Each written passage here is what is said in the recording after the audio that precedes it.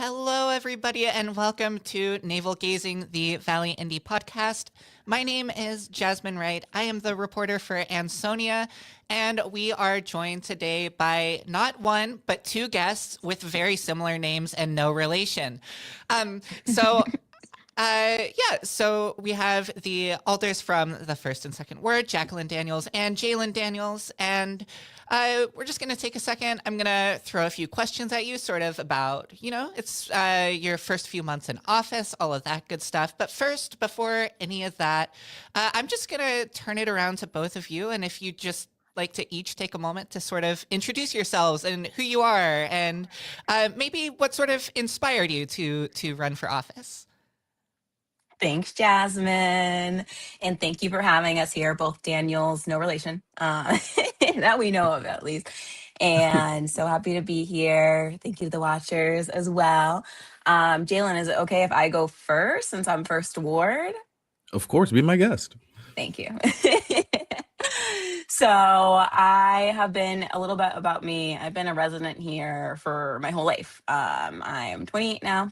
And I think something that probably Jalen and I both get is we're on like the younger side, especially for a position like this, something that Jalen and I have talked about.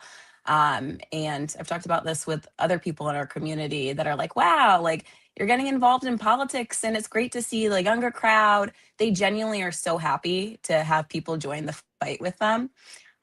Is it can be really difficult for younger people to break into positions like these, when you're retired and you're able to have the time to do this position, because it is a lot of work and it's a lot of time, and it should be. You're an elected official, you're representing a lot of people, and you need to make sure that you're doing well at the job. It can be difficult with that, but being on the younger side, I wanted to make sure that I was doing my part. A big reason why I actually wanted to run for local politics was I felt like it was the next step to get more involved and giving back to the community. I worked with a couple, like volunteered really with a couple of other organizations. I got into politics really through school. I was in my student government associations in high school and college. Some of the best days, I feel like. And then, doing some community projects. I did some work organizing with the Debt Collective as well. It's an organization of debtors fighting against unjust debts. And then doing some work with DSA as well, really got me into this pipeline. And then 2024 happened. When Trump was elected, I was honestly really distraught. I felt like we were kind of going backwards. And then I asked myself, I kind of turned the question on me of what should I do? I can't just get upset in these moments like this. I need to actually do the work. So that led me to running through the Democratic Town Committee. Because at first I was like, how do you do this? That's another thing when you're younger. It's like, how do you get involved in this? How does this process happen? And picked up pretty quickly on all that with the really great people like Jalen, who he'll talk about his experience and everything. So I won't touch on that. But yeah. And then luckily we got here because people actually showed up. They responded to our campaigning. We were out there knocking on the doors. That was honestly, for me, I mean, this work that we're in now for the past couple of months, with which we'll talk about, it's very intense, and it's also very time constrained. The campaign was also very time constrained as well, but it was so nice getting to interact with voters, getting to interact with people in our community, getting to hear from them, the experiences that they've had as well, with being involved in Ansonia politics, the community, all of that. And that's what got us here, them. So yeah. And I'll pass it over to Jalen.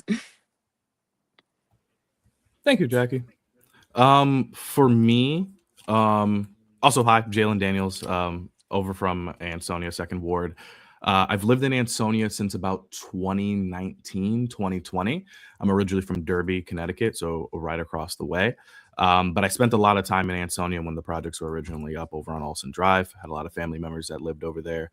My grandmother and my great grandmother great grandmother and great grandfather lived over there, and they were like sort of like a beacon for our whole family. So my ties are really much to Ansonia, no matter if I was born in Derby or not. What got me involved in politics? It tends to be an interesting question because there's different points in which I can start from. I can start from when Mhm. I was a kid and got very interested in politics. The three main channels I would watch would be Animal Planet, Comedy Central, and History Channel. They were all next to each other back in the day, and I was always gravitated to history, especially American history and African American history. But growing up post the time in high school for me, I got really, really close to what was happening, especially during the BLM and Black Lives Matter movement. A few notable deaths of like Trayvon Martin, and that really triggered me on what was really happening from a societal level. So that was really my fascination with politics. Afterwards, I ended up going to college. While in college, I was part of the Political Science and History Club. I was the co-president along with my good friend Tony Lombardi. Um, I was also part of the Student Government Association. I never became president as well. Um, throughout my time in community college, I ended up joining a lot of political campaigns along with internships. I did an internship over at the Capitol. I inevitably ended up working at the Capitol, not the DC Capitol, the Hartford Capitol. Uh, um, Along with that, internship for one congressman, Congressman Jim Himes. And once I was finally done with college, I ended up jumping into nonprofits, and that's where sort of like my love of like community organizing came through. My two current jobs is one, I knock doors for this one nonprofit up in Waterbury. I'm the canvassing lead. We focus on issues of housing affordability, childcare, and healthcare. And then my other job is a little more local. I'm a consultant, and I help organize with another group here in the lower Naugatuck Valley. But what got me involved, particularly with Ansonia politics, is I was working on another campaign. It was a congressional race, and I remember I was grabbing more voter registration cards, and I went down to City Hall to grab more of these cards. I ended up talking to Beth Lynch, who was the current city clerk, grabbing more cards. She goes, go downstairs and talk to the registrar of voters.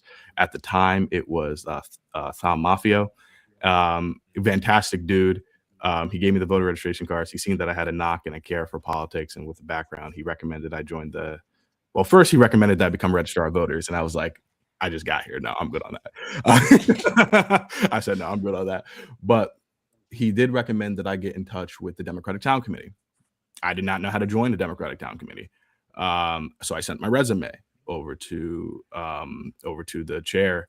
And I ended up coming in between my time of work. I worked at Home Depot at the time, store 6226. I won't forget about you guys.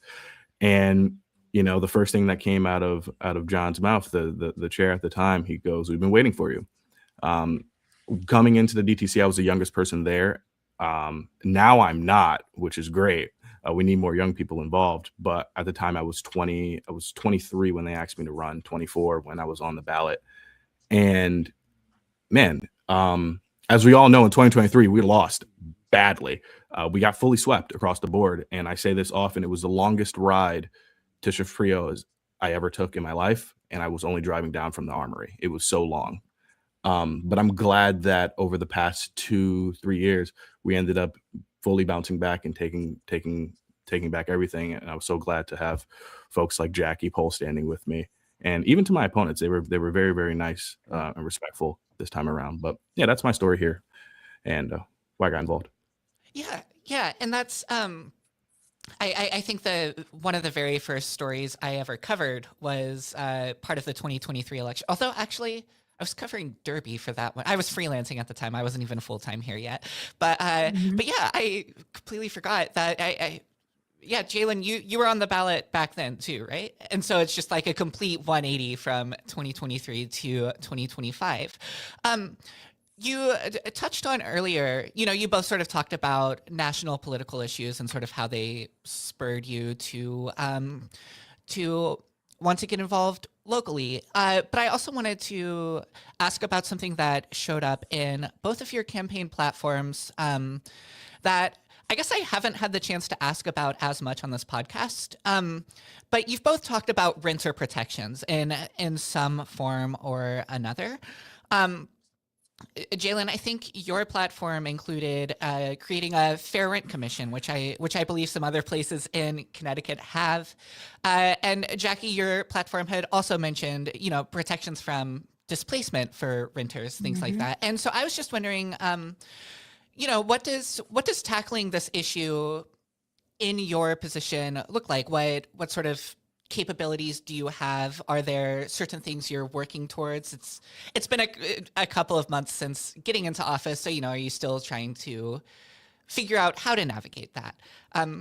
I'll toss it to whoever wants to answer. Also, we have a comment from Diane Stroman, who says, "Love it, Jackie and Jalen." Hi, Diane. Hi, Diane. I'll start if that's okay, Jackie. Yes, yeah, definitely. Yeah. So yeah, my goal in Ansonia is to create a full, well-ran and comprehensive fair rent commission. The idea of a fair rent commission ended up hitting my ideas and radars in 2023. I had a friend of mine, Abdul Osmanu. He got me in touch with another gentleman, Alex Kincontronis. Both of them are fantastic and amazing. Alex talked to me about a fair rent commission. Essentially, it's a community-led commission of both landlords, tenants, and homeowners. And their whole goal is to make sure that rents can stay stabilized for individuals. So let's say you're having an issue, Jasmine, with your toilet. Your toilet's getting broken. You've consistently made these complaints to your landlord. No fixes and changes have been made, but time for your lease to come up and they increase your rent. You can bring those issues over to the Fair Rent Commission, and they can push the landlord to actually make those adjustments. I want a good Fair Rent Commission here in the city. Originally in 2023. A fair rent commission wasn't per the state statute. Ansonia didn't have to make one. Originally, it was towns over 25,000 or more were mandated to make one. So Ansonia was just too small. Over the past special session, a bill was passed that reduced that from 25,000 to 15,000. So now Ansonia is in the zone in order to make it. We're at about 19,000 in terms of our population. Yeah, I want a fair rent commission that's ran perfect. Well, not everything can be perfect, but I want a fair rent commission that can be run really well. Something that I've seen in other towns is, you'll have one or two complaints and then the fair rent commission dies out. It becomes stagnant. Folks even forget about what it is. A fair rent commission is only as good as both the people who are on the commission and folks who are willing to use it. We have to make sure that, tenants know what this is and can be able to access it as cleanly as possible. As the state statute, Fair Rent Commission has to be implemented by 2028. However, I'm in the opinion that it should be done this year. Better sooner rather than later. And a few months ago, during one of the Board of Aldermen meetings, Frank ended up appointing me as the fair housing officer. I've been working with Jackie and Noah Darrow to flesh out that particular position along with our fair housing committee. So, Jackie, would you like to go next? Definitely. As Jalen said as well, like he has been appointed for the Officer of Fair Rent Commission, and also to note on that, he mentioned Alder Darrow as well. So Alder Darrow, myself, and Jalen are also on the housing subcommittee for the Board of Alders as well. We have another committee. So we've been going to the meetings for the Ansonia Housing Authority and other things like that, keeping in touch on the pulse, because there are some changes that are coming up. We know that with the apartments actually in Ward 1 in Woodlawn, there's going to be some changes there as well with the move from the current format that they have to more of a, at least what it's looking like and what we're hearing, it's going to be a little bit more flexibility that they'll have there. And this is important because this affects your livelihood. I think the reason why both Jalen and then I had these topics in our profiles at the beginning is because we know how deeply this affects people's chances of just being able to stay here in Ansonia, right? We see way too many people getting forced to move out of their homes, whether it be increases in property taxes, something with landlords, and the thing with fair housing as well. And Jalen actually got us connected to some great people in the realm. It is fair housing, right? That at the end of the day means that it is nothing that is impending on your rights to be in your housing or to be housed. And it's not about saying or tackling all at once all the issues that we're seeing with housing, right? Because there's multiple ones. So we have affordability. Can people actually stay in their housing? Or are they going to get priced out? Fair housing, when it's like, are you actually being treated fairly when you're trying to apply to a certain apartment or housing in there?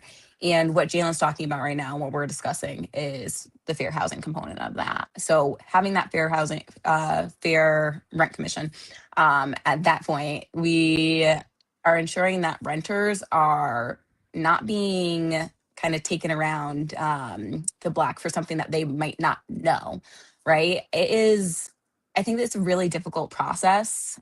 We talked about breaking into politics. It can be a really difficult process just breaking into the housing market as well. And you have rights at the end of the day. And we need to make sure that those rights are being upheld. So having something like a fair rent commission is going to be beneficial to everyone. And I agree with Jalen. It's something that we want to work on now. And I know some other organizations are doing great work, some other organizations that Jalen also works with as well. Because when we don't have it now, that just means that there are potential issues that are occurring that people don't have anyone to go to. So that is the big one that we want to get up and running. And luckily the steps are being taken. I mean, Jalen right now being like the fair housing officer, I think that's going to be a really big step that Mayor Frank had taken and appointed, and the Board of Alders also certified as well. And moving forward, education is going to be a big part. Jalen and I talked about this too. A lot of people might not know what a fair rent commission is. It again is going to be a tackle of knowing your rights with these things, knowing that this is something that fair rent commission is something that you can go and utilize. And if you have questions or you feel like some of your rights have been impeded on, these are the people that you go to, because you shouldn't be facing it alone at the end of the day. Another thing, I think that when I was putting this together, I was organizing again with like the debt collective and everything. And I knew someone from Hamden that had just recently lost their house to property taxes.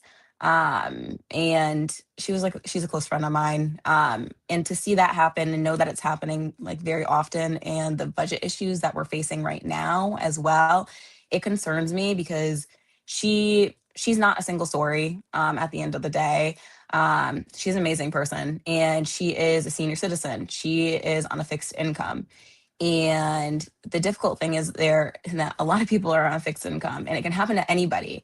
So we need to make sure that we have those protections on the housing side, that we're actually having fair, and Jalen and I have talked about this, fair and accommodable housing. It should be housing that Jalen mentioned, if you have a toilet and it needs to be fixed, things like those, you should have that, right? You don't want to be in a house that's dilapidated or anything. And then on the other side, affordability is going to be another issue that we'll need to tackle. But right now, I think it is one step at a time, because it's the entirety. It's not, you can't name it as one single thing and tackle all of that at once. There are different components to this, and you need to do them well. As Jalen said, the first step of setting a fair rent commission, you got to make sure that it is done right and done well. And we have a lot of other good people in these spaces that are going to help us with this, is the great thing. Jalen actually got us connected who I'm talking about, the fair housing officer in Norwalk. And we're going to be going to a Norwalk, I believe it's called Norwalk Fair Housing. What is it, Jalen? The event? Norwalk Fair Housing Day. So Day, yeah. This is actually Fair Housing Month. Shout out to So yeah. very apt topic. Yeah, and the thing is not recreating the wheel. This has been done before, and you need to take from what works well, and you see that it actually is affecting positive change on people. Yeah. And so I want to touch on, Jackie, you had mentioned sort of the city's budget issues, which I'm going to kind of speed through topics here because Jalen, I know you have to get to work, so I don't want to keep either of you here for too long, but No. It's fine now. We can do a 3-hour podcast if we need to. Trust me. Awesome. Sorry, I'm a talker sometimes. But I do want to ask at some point about the city's budget, and sort of this is the first one that you're going to be responsible for, you know, sort of giving the final say to, and probably in this case, sending it to a referendum. And the Democratic slate last year ran on a platform which said the city has major budget issues, and it sort of came with this promise of increased financial transparency. And so now, you know, the budget hasn't formally come before your board yet. I believe it's going to do that very soon, within the next couple of weeks. And in the meetings that I've been attending of the tax board, so on and so forth, sort of what I just, as a member of the public, have been hearing is I think there's some confusion amongst the public regarding how certain numbers in the budget were reached. In particular, like, you know, not to get too into the nitty gritty or anything, but you know, there was that presentation a couple of months ago where I think at one point the number 26% tax increase that got thrown around, and I think some people heard that and then they went home and thought, oh no, the budget's going to increase my taxes by 26%. And again, I don't want to get too into the nitty gritty of the numbers or anything. The tax increase, I don't remember what exactly it is in the proposed budget right now, but it's a smaller number than 26%. 9.98. Yeah. 9.9. Awesome. Thank you so much. But what I wanted to ask about basically was, at the end of the day, you're the board that's going to send this probably to a referendum, assuming the taxes in it don't come down below a certain threshold. And so part of that job is going to be selling the budget to voters, which the Board of Aldermen last year, a different Board of Aldermen, because this was before the election, they had the same job, and that budget got shot down at 3 different referendums, right? Basically what I'm saying is, it looks like you have a mountain of work ahead, and a lot of that involves communication with the public. So I wanted to ask if, you know, if there are sort of talks for what is the communication going to be like with the public on the budget going forward? How are you going to sell the budget to the public? Yeah, no, and Jasmine, I mean, it's one of the most important questions right now. And I like that you brought it up, because I think that is one of the things that the communication is coming out on as well. And it's also some things that we're hearing from like residents and our neighbors, right? About I think a lot of people saw the 26%, like you said, and that, just to communicate, and I'm not saying, like, I didn't mention this. I work for a nonprofit in like accounting. I am by no means as I don't have the history of the financial acumen as Tom Handelson, because I do think that he did a really good job at the presentation, and that was a first step, essentially, to communicate the situation that Ansonia is in right now. What is the inherited budget? And then looking forward, what do we need to do to rectify any gaps that we have? And there is a gap right now. It's a $10.4 million gap. I know it sounds really large, and that's where the 26% figure comes in. If you actually wanted to balance that, you would have to tax people at a 26% rate. That is untenable. Again, what we were just talking about of being able to afford to live here, to stay in Ansonia, most people wouldn't be able to do that, right? Even where we're at now, I mean, it's difficult, and we're in a difficult time. But the thing is that gap didn't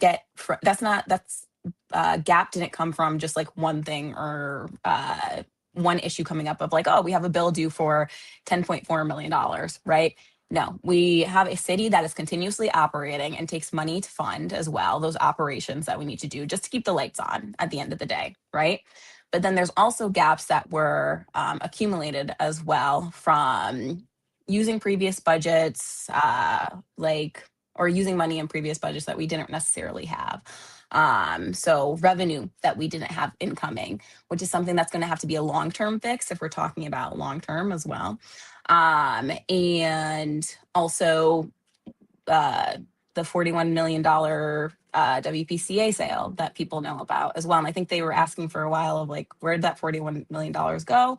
Unfortunately, a lot of it was used in a time like we didn't make the decisions or anything, but it was used at that time to keep taxes lower. I would say like more so from my perspective, artificially lower, which when the time comes at that point, when you need to pay your bills, because we were keeping taxes artificially low, now they're going to be higher. And that's what we're looking at in this budget season. It's a really complex and complicated time. But the thing is that when we're talking about selling a budget, I think of it more so as, we have really smart people in Ansonia. We have smart residents, smart voters. We know that they vote us in because they wanted to see something different as well. And that onus is upon us now to make sure that we're communicating these issues. Like I said, the financial presentation was one of the first steps. I also think a lot of people knew about the issues already, and we'll keep communicating them as well. But the thing is I don't, personally with me, if I can tell you the truth, I've been to the boat meetings as well, and I've heard the communications of we need to sell the budget. I think that when we're talking about selling a budget, you can't necessarily sell anything if people don't want to buy it, right? So I think a big part here is education. Just telling people why we're in this situation and communicating it, doing things like this. The city is also taking proposals to update the city website so that we can get better educational resources on the budget there as well. They're looking for a new finance director that we expect to be announced soon as well, that can really do that communication and do it well. Because I think a thing that I've learned with numbers and budgets and all of this, you can communicate them in any way you want. Like you could be straightforward with them and just throw a bunch of numbers like the 26%, 10.4 million, all of these things. But the thing is, if you're not communicating it in a way that people are going to understand why this is affecting them and how this affects them, it's not going to stick with them. So again, I just feel like when it comes to like selling it, I want it to be more so a conversation. I know you were at the Board of Alders meeting as well, where we talked about ward meetings. Oh, and the boat meeting where we talked about that as well. We want to have ward meetings to sit down with residents in our wards, respective wards, and explain to them exactly how we got here, what is the plan to get us out of this as well, and again, how it's affecting them, which is going to be the thing that matters most to residents, right? At the end of the day, it's not really about all of the external things that are going on. It's about them living in the city, wanting to remain in their homes, having enough food and items and resources to put on their table for their family. So that's what it comes to. And I understand it's selling it, but it's just make sure that we're communicating well with residents. And like the plan I said is, again, just communication. We'll be having those ward meetings, really getting into the granular details with residents too. And we have a couple more steps of the process that we need before that. And like you said, the budget is coming to us soon, where we'll do a review as well. And at that point, we can make cuts with a simple majority as well. If we wanted to actually increase anything, then it would have to make sure that we would have a 2/3 majority there too. So we have those balances, thankfully, to our charter as well. But it's a tenuous process for a reason.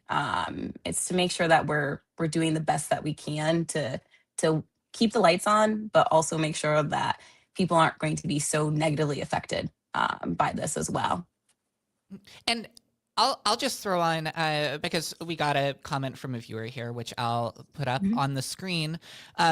This is from Kelly Sue, who says, Ansonia needs to work on bringing in businesses. We need a grocery store and other commerce. This gap cannot be placed on the residents. The cost of living has gone up significantly. While people were aware of gaps, having the residents cover it isn't realistic. People voted you all in for a change, not an unrealistic increase in the mill rate. And so I guess I would just sort of forward the questions raised in this comment to you and ask, what are the plans for the other side of this, for bringing in new businesses along with, the tax increases? Definitely. I think that's a really good question also, Kelly Sue, because that was actually something that we talked about a lot. At least I'm sure these were in your conversations too, Jalen, with residents when we were campaigning. I know a lot of my conversations actually centered around the fact that we don't have a grocery store here. None. If you think about it, it's only ShopRite. But that's not in Ansonia, that's in Derby. So That's in Derby. Yeah. yeah, exactly. So I communicated to a lot of people that, and they were actually really surprised when they thought about that. And then some obviously already knew that fact. But the reason, and I want to communicate this again, going back to education, the reason why that matters isn't because, necessarily you don't have the ability to get to a grocery store. People with cars might, but we also have a lot of residents in the city that don't have cars, right? That they're walking to the grocery stores. So it is nice to make sure that you have one well within your community as a center for resources for people, right? But the other thing is when you have a grocery store in your community, that when you're spending your dollars at that grocery store, it is coming back to you in the form of tax revenue to the city as well. So the fact that we don't have a grocery store means that our residents are going to Derby, to Seymour, and they are going to the grocery stores there, ShopRite, Aldi's, Stop and Shop, and spending their dollars and not seeing any of that tax revenue being generated in Ansonia for them. Things that will go to our roads, our schools, our parks, right? All of these things. And that was a really frustrating fact to me, and another reason why I really wanted to run as well. Seeing things that, not to go back too much, but like seeing things like that really kind of woke me up to be like, okay, like this is a push where you need to go because we can make this change. How can we make this change? There are some developments that I know City Hall, Frank is working very hard on. Uh, the thing is that Ansonia is not isolated. And I'm not sure, but I feel like at least I can say that for the past couple of years, it feels like we were getting more isolated. But we have resources like the Naugatuck Valley Cog. We have cities surrounding us that have great leadership that have been really working with Frank and City Hall. I know he's been meeting with a lot of people to get in good developers that will generate that revenue for us. Right. And the other thing is that we do need to support new places that open up, new shops that open up. Right. I know I went to Tiana's Spice store recently as well. Great coffee opened up and I had a cup of coffee from them. We need to make sure that we're actually patronizing those businesses so that they can stay open, because a really upsetting fact to me that I saw earlier this year is like, Connecticut small businesses is one of the hardest states to actually open up a new business in. Most new businesses will fail, so we need to keep them here. And then at that point, yeah, we need to work on getting a grocery store as well. And then housing developments too. I mean, if we look at like Olson Drive, Jalen talked about that. So many people live there and so many people had to move out of Ansonia as well. Yeah. I know it's in the works right now for getting someone getting that actually developed, right? Because so many years we've gone without having anyone actually build anything there. Yeah. Just move around dirt, really. Over in. And I think a lot of over in people Olson saw Drive. that and they were upset, but Exactly. but it is being worked on. And those are going to be things that actually generate revenue for the city. And it can't be all on residents. And I think City Hall like totally understands that as well. And a lot of these things you won't see immediately, but there are projects that are being done. The fuel cell project, for instance, which came with its own unfortunate, I always think of like sunk costs and everything like that, the sunk cost fallacy and everything. What happened in the past happened. But it did generate more more debt for us as well. And unfortunately, at that point, the bill has come due, that we've had debt payments. I think it's for like 67 million, I believe is the exact number, or around there, that we have to pay now. And that wasn't factored into the budget before. But if we get our fuel center, our fuel project, our fuel cell project up and running, then that can be a huge generator for Ansonia as well. So I think that these things are very like complex and complicated, but I think residents definitely understand that it's like, okay, if we get more businesses in, if we get things that are good for our city here, then that will actually help foot the bill for like running the operations and day to day in City Hall. And that's not something that should be on the taxpayers and residents' back, right? So those are in the works as well. And then obviously an immediate is balancing the budget. Yeah, and just touching on those two projects, the fuel cell and Olson Drive. Is there any new news on either of those? It's been a few months since I've checked in on Olson Drive. I think the last time I covered it was when the developer said there's not going to be a sports complex there, because the leases had run out and some of the remediation, the dirt being moved around, was still being done. But just it. Are there any updates as to the progress of development on either of those sites? It's been progressing. Frank is working really hard. I have to give it to Frank. I hope it doesn't come off as like I'm just supporting a candidate because, you know, he was on the same ticket as me. I honestly, truly look up to Mayor Frank a lot. I think he's just a good person, but also a person that we really needed in this moment because he's a hard worker. I mean, his background, like being an engineer and everything, I wouldn't expect anything less from him. And he is working like day to day, like every day to get these projects pushing ahead. And he has been meeting with the developer and everything to push it forward. I won't speak for him like on all of that, but there have been updates on that. So just know that it is coming along. And I'm very happy to see that because I think that's something that we all wanted to see. I know in my profile, my candidate profile, I was upset to see that when I was running for office and before then. I remember just driving through Ansonia and like looking, I think all of us do, when we're driving on Olson Drive and everything, and at that light, we're like, oh my gosh, what's going on here? Like, when are we going to get something here, right? And I'm happy to say that, yes, like he has been having the talks and making progress on that. And a couple of ideas have been floated, I believe. And one in particular that is on its way.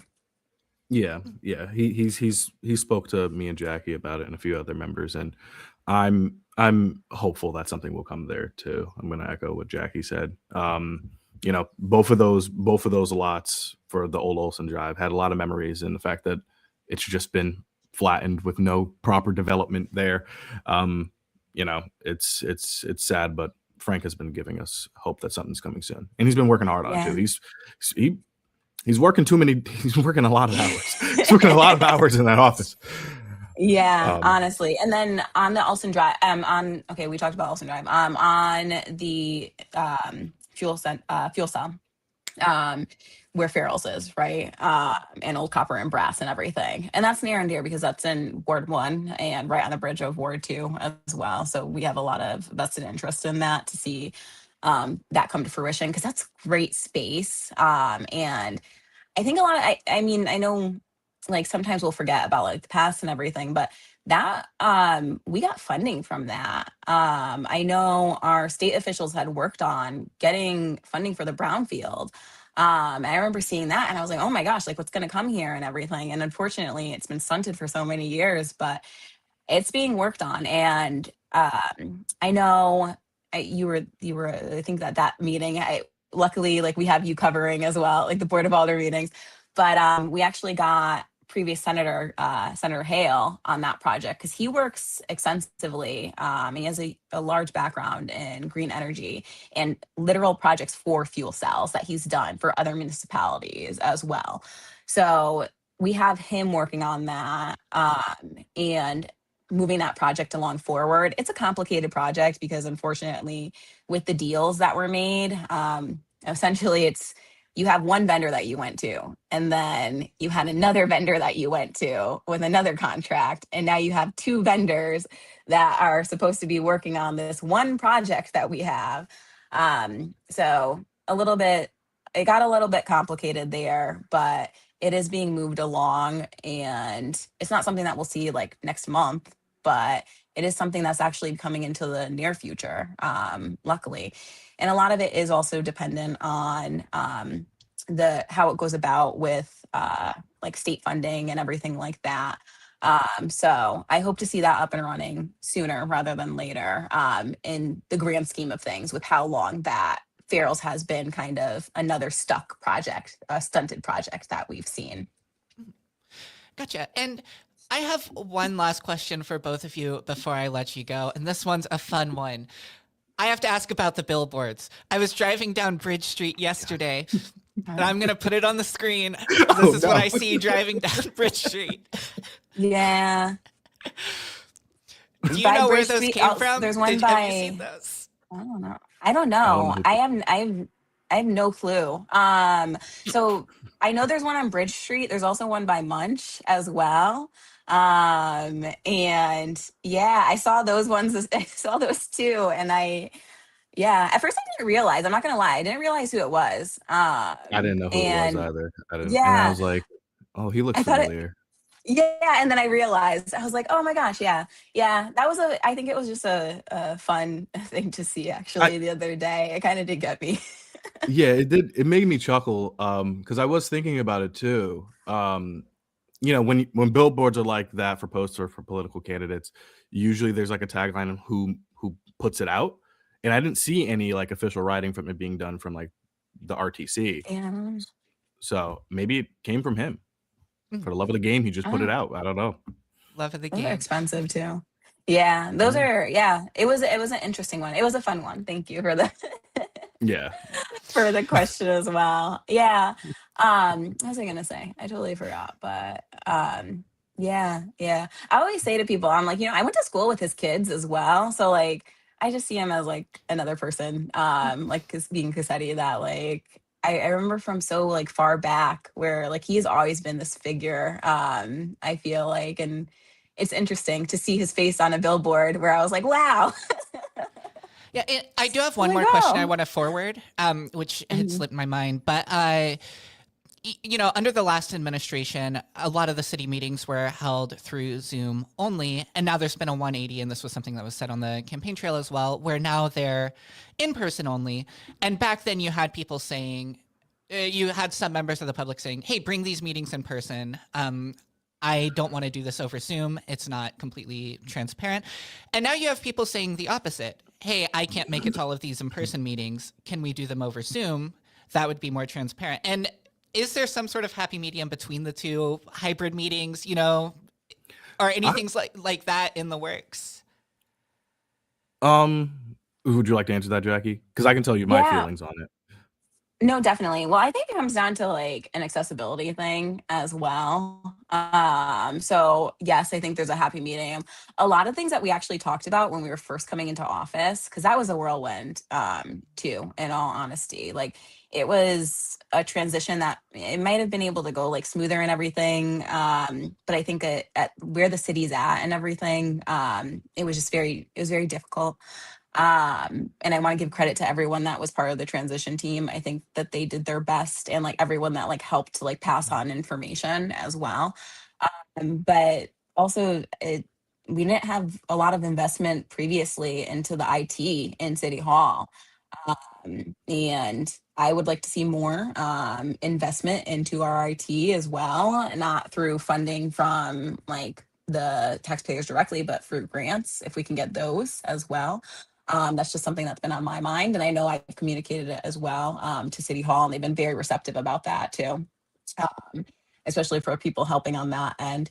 And then the other thing is, again, like it's just accessibility. I would love to I would love to get the happy medium reached, because I think it's important to make sure that we have those options. And I think that it's been moving a little bit more towards that. It's just figuring out like exactly how we can build that IT infrastructure at City Hall.